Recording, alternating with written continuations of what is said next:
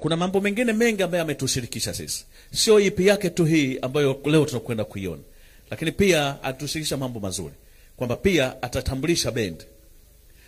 Bendi yake atatambulisha bendi. Lakini ataenda mbali zaidi, atakuwa ni msanii wa kwanza, niseme au niache kwanza?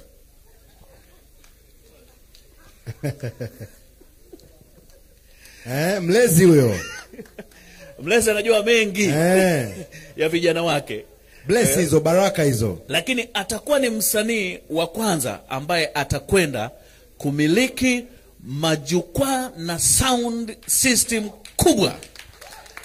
Kwa hiyo anakuambia ukitaka kumchukua yeye atakupa na package yote.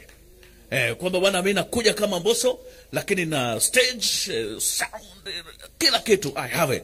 Kwa hiyo very soon mambo yatakuwa kwenda mazuri. Kwa hiyo sisi kama Baraza Sanava tunajivunia kwamba wasanii wetu wanazidi kukua, na pale wanapohitaji kwenda kujitegemea wanakwenda kujitegemea. Zolizali maisha nzale